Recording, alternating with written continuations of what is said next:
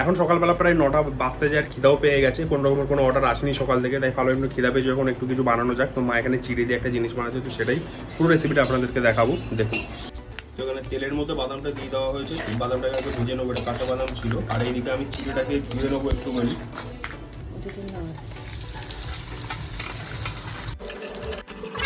চিড়েটাকে কিন্তু অল্প ধোবেন, বেশি ধুলে একদম কাদা কাদা হয়ে যাবে। আপনারা তো অনেকে এটা বানিয়ে খেয়েছেন, তাও একবার আমি দেখাচ্ছি আপনাদেরকে। আর এবার কারি পাতাটাকে ভেজে নেবো। কারি পাতাটা পুরো আমাদের গাছেরই কারি পাতা।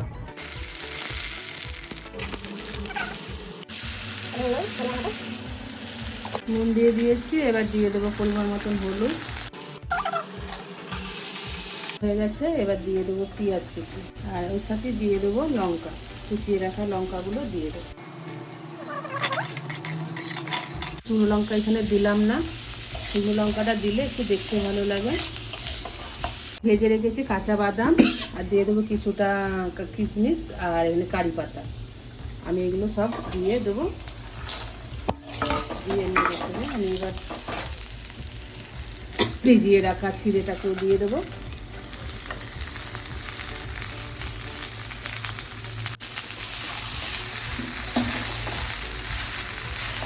দিয়ে দেবো অল্প কিছু একটু চিনি, হয়ে গেছে।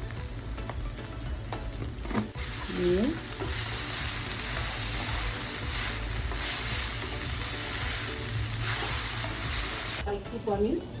আগে দিয়েছিলাম অল্প একটু নুন আলু ভাজার সময়, আবার একটু আমি পরিমাণ মতন দিয়ে দেবো।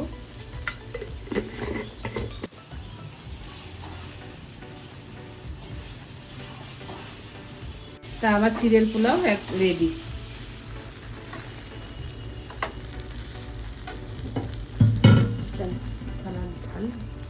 এবার থালায় ঢালি, ট্রাই করে দেখা যায়।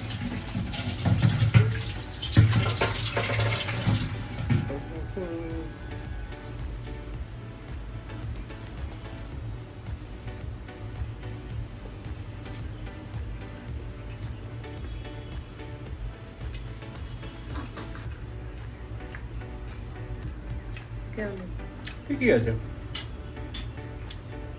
সকালবেলা টিফিন ঠিকই আছে। হালকা একটু নুনটা বেশি মনে হলো, বাকি এমনি সব ঠিক আছে। তো রেডি খাবার, সকালবেলা ব্রেকফাস্ট। তো ওটা খাই, আর তারপর কিরকম কি অর্ডার আসে দেখা যাক, সেটারও ভিডিও হবে একটা।